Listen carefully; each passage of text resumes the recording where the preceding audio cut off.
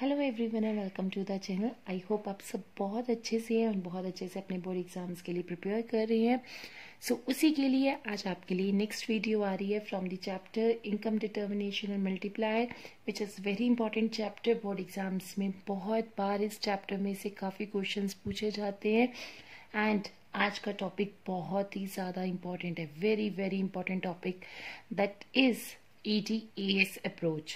तो let me show you कि EDAS approach इतनी इंपॉर्टेंट क्यों है, कितनी बार ये बोर्ड एग्जाम्स में पूछी गई है और क्या क्या इस क्वेश्चन की रिक्वायरमेंट होती है। आज हम इस वीडियो में सब कुछ डिस्कस करेंगे, क्या क्वेश्चन होता है, कैसे आंसर देना है।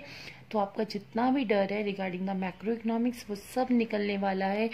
तो आज हमारे लिए टॉपिक है EDAS approach. But before starting this topic let me show you कितनी बार बोर्ड एग्जाम में ये क्वेश्चन पूछा गया। EDAS अप्रोच अगर आपको आ जाती है तो उसी के साथ कनेक्टेड SI अप्रोच है। तो 2019 में आपको बोला गया है, क्वेश्चन आया all India 2019, describe the adjustment that may take place in an economy when ex ante का क्या मीनिंग होता है। इतना टेक्निकल लग रहा है ना, एक्सेंटे है नहीं इतना टेक्निकल। तो यहाँ पे ex ante savings are less than ex ante investment. This is a 2019 question.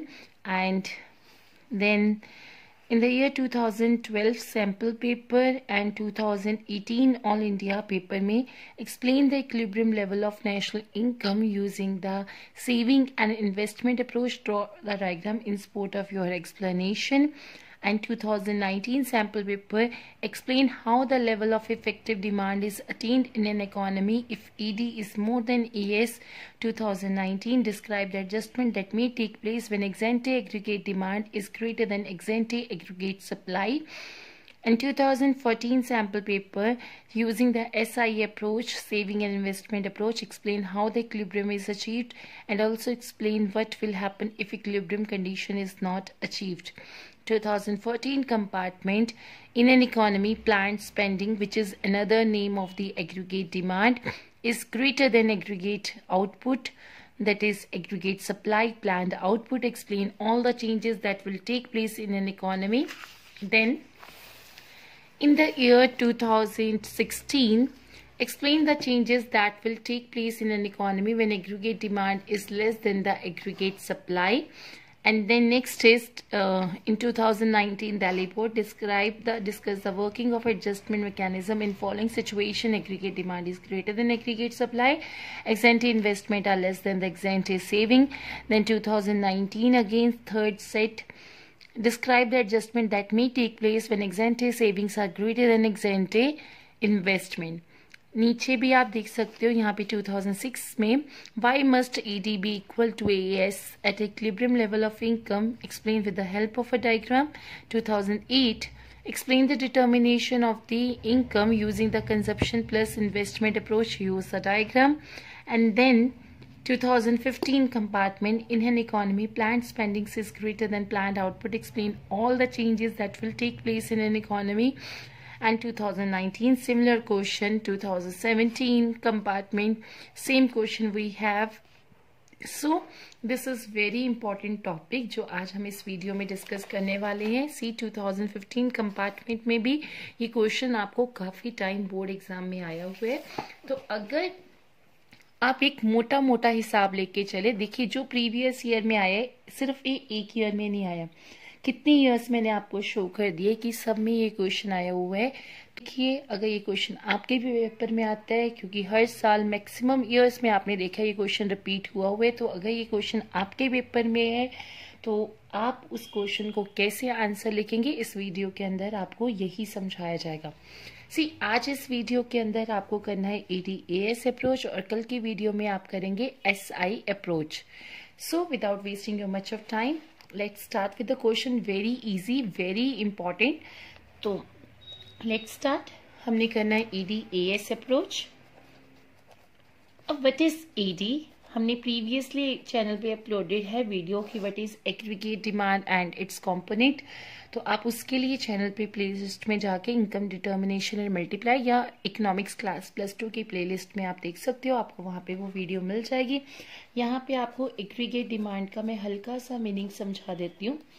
Aggregate demand means, demand हम सबने +1 में पढ़ा है कि जो भी गुड्स एंड सर्विसेज के हम डिमांड करते हैं that is known as a demand. कि जो एक कॉमन पर्सन भी कहता है कि जो मैं चीज की डिमांड, तुम्हें साइकिल चाहिए, तुम साइकिल की डिमांड करते हो, देन तुम्हें एक्टिवा चाहिए, एक्टिवा की डिमांड करते हो ना। What is aggregate demand? Aggregate demand क्या है? जितने भी लोग हैं इकोनॉमी के अंदर, वो जितना भी सोच रहे हैं कि हम खर्चा करेंगे, हम ये भी बाय करेंगे, हम वो भी बाय करेंगे at a given level of income, कि आपकी इनकम क्या है, अकॉर्डिंगली आप जो डिमांड करते हो that is known as aggregate demand. तो what is aggregate demand? It is a planned spending. अब इकोनॉमिक्स में प्लान्ड का एक नाम और भी है, दैट इज अ एक्सेंटे। तो अभी हमने प्रीवियस ईयर के पेपर में देखा था ना, एक्सेंटे लिखा आ जाता था या प्लान्ड स्पेंडिंग लिखा आ जाता है, that is another name of the ex ante का दूसरा नेम है प्लान्ड, और एग्रीगेट डिमांड का दूसरा नेम क्या है? That is the planned spending.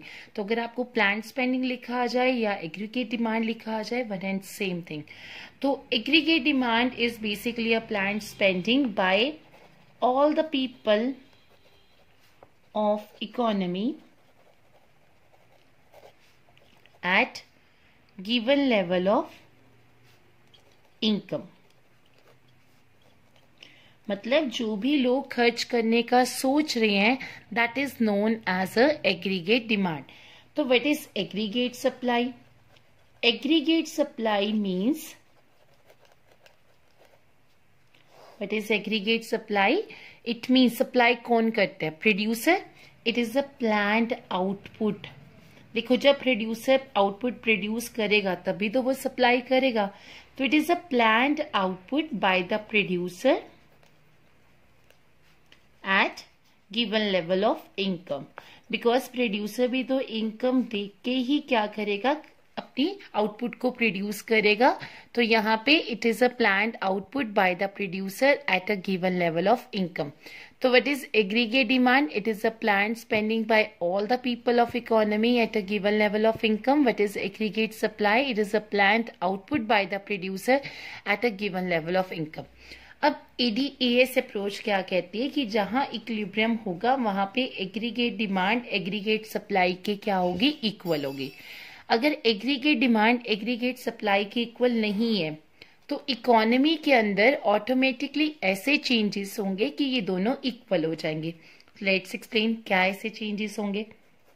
अगर एग्रीगेट डिमांड एग्रीगेट सप्लाई की इक्वल नहीं हुई तो may be aggregate demand aggregate supply से ज्यादा है और may be aggregate demand aggregate supply से कम है।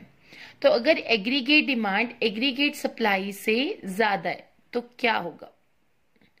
तो यहाँ पे अगर एग्रीगेट डिमांड एग्रीगेट सप्लाई से ज्यादा है, डिमांड ज्यादा है, तो इसका मतलब क्या है? जो कंज्यूमर है वो ज्यादा खर्च करने के लिए तैयार है, जबकि प्रोड्यूसर उतना आउटपुट प्रोड्यूस नहीं कर रहा है।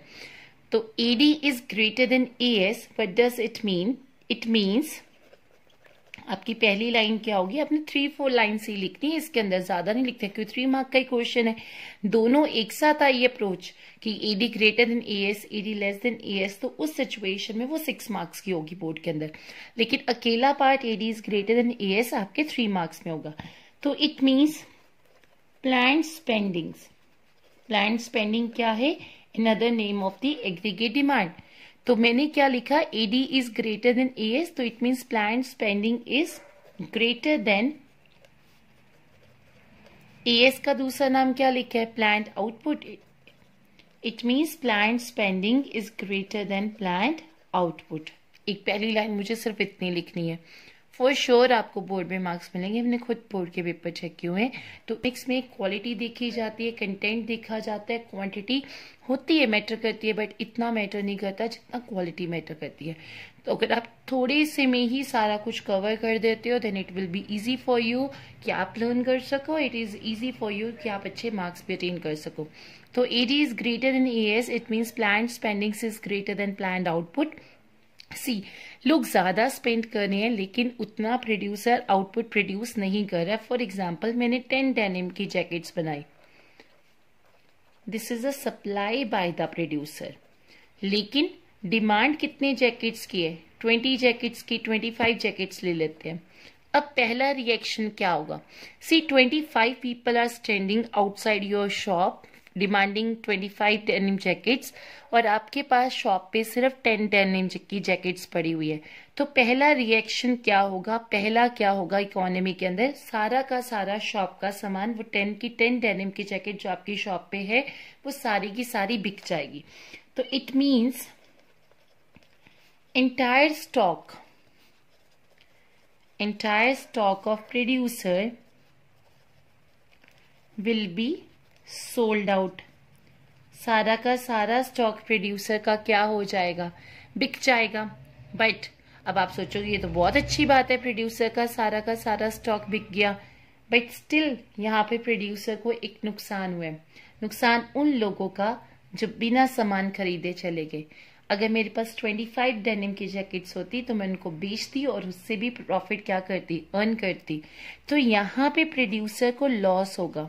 Producer will suffer a loss of unfulfilled demand. जो डिमांड वो फुलफिल नहीं कर पाया, वो उसका लॉस क्या करेगा? सफर करेगा। उम्र होता और मैं क्या करती? सामान को सेल आउट करती और मैं अर्न करती। तो यहाँ पे 3 चीजें आपने लिखी कि अभी तक प्लान्ड स्पेंडिंग प्लान्ड आउटपुट से ज्यादा है, सारा का सारा स्टॉक प्रोड्यूसर का सेल आउट हो जाएगा, प्रोड्यूसर को लॉस होगा अनफुलफिल्ड डिमांड का। एंड अब लॉस तो कोई भी बंदा नहीं सहना चाहता, nobody want to suffer a loss. तो what will be the reaction of the producer? he will plan, he कौन है? Producer. he will plan to increase the production level, क्योंकि he is suffering a loss, तो वो production level को क्या करने का सोचेगा? इंक्रीज करने का सोचेगा। एज अ रिजल्ट जैसी प्रोडक्शन अप होगी, एग्रीगेट सप्लाई क्या कर जाएगी? Increase. And aggregate supply increase हो जाएगी and will become equal to AD। Problem ही तो यही थी ना कि AD AS से ज्यादा थी, AS कम थी। तो क्या हुआ इकोनॉमी के अंदर? सारा का सारा स्टॉक प्रोड्यूसर का सेल आउट हो गया, प्रोड्यूसर को लॉस हुआ उस अनफुलफिल्ड डिमांड का जब वो पूरा नहीं कर पाया। काश। तो इसमें हमने क्या सीखा कि AD AS से ज्यादा है। अब AD क्या है? प्लान्ड स्पेंडिंग, और AS क्या है? Planned output. इसका मतलब क्या है कि कंज्यूमर ज्यादा डिमांड कर रहा है लेकिन प्रोड्यूसर के पास उतना स्टॉक नहीं है। बट एक चीज इसमें हुई कि जितना प्रोड्यूसर के पास सामान है, the entire stock of the producer is sold out, but producer को लॉस हुआ उस अनफुलफिल्ड डिमांड का जो वो पूरा नहीं कर सका, और कंज्यूमर बिना सामान लिए चला गया। अगर सामान होता तो मैं उसको बेचती और अर्न करती। So now producer is planning to increase the production level, AS will increase and it will become equal to AD। तो नेक्स्ट अगर हम करते हैं that is ED is less than AS, यानी डिमांड कम है लेकिन सप्लाई ज्यादा है। तो इट मीन्स पहली लाइन तो देखो सेम ही है। It means your planned spendings, अब यहाँ पे क्या है? AD is less than AS ना, तो planned spendings is less then planned output. Planned spending क्या है? प्लान्ड आउटपुट से कम है। अब जब लोग इतना स्पेंड नहीं कर रहे हैं लेकिन प्रोड्यूसर क्या कर रहा है? सामान बनाई जा रहा है। Some of the stock of producer will remain unsold। कुछ स्टॉक प्रोड्यूसर का नहीं बिकेगा, उसको लॉस होगा। अनप्लान्ड इंक्रीज इन इन्वेंट्री, मतलब जो इन्वेंट्री उसकी बढ़ गई, यानी जो बिकी नहीं इन्वेंट्री स्टॉक, उसको अब उसका क्या होगा? लॉस होगा, जो उसका सामान नहीं बिक रहा। तो अब क्या होगा? जब आपका पुराना सामान ही नहीं बिक रहा तो क्या आप प्रोडक्शन करोगे? क्या आप और सामान बनाओगे? No. Now producer will plan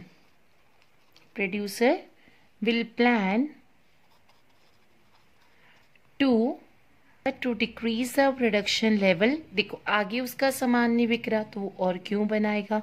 ना the producer will plan to decrease the production level, वो प्रोडक्शन लेवल को क्या करेगा? डिक्रीज करने का सोचेगा, कम करने का सोचेगा। एंड एज अ रिजल्ट उसकी एग्रीगेट सप्लाई क्या हो जाएगी? कम। और जब एग्रीगेट सप्लाई कम हो जाएगी it will become equal to AD, मतलब वो डिमांड की क्या हो जाएगी, इक्वल हो जाएगी। तो इनमें से कोई भी एक केस आपको आ सकता है बोर्ड के अंदर। इस तरीके से भी आ सकता है कि एग्रीगेट डिमांड ज्यादा है, ये भी आ सकता है कि एग्रीगेट डिमांड कम है। तो आप कई बार आपको पेपर में एग्रीगेट डिमांड की जगह प्लांट स्पेंडिंग वर्ड भी लिखा आ सकता है और एग्रीगेट सप्लाई की जगह प्लांट आउटपुट। एंड कई बार आपको प्लांट की जगह भी वर्ड क्या आ जाता है, दैट इज द एक्सेंटे। तो इन छोटी छोटी बातों का आप थोड़ा सा ध्यान रख लेना कि एग्रीगेट डिमांड आया है, प्लांट स्पेंडिंग आया है, एक्सेंटे डिमांड आया है, all means the same thing. तो कई बार आपको aggregate demand greater than aggregate supply, कई बार आपको aggregate demand less than aggregate supply, but ये दोनों ही क्वेश्चन में से आपको क्वेश्चन बोर्ड एग्जाम के अंदर आते हैं। अब आप इस वीडियो को अच्छे से देखिए और जैसे ही आपको आप इसको समझ लेते हैं, आप इसको नोट डाउन करिए, क्योंकि SI अप्रोच आपके लिए बहुत इजी हो जाएगी समझनी अगर आपने ADAS अप्रोच को अच्छे से कर लिए।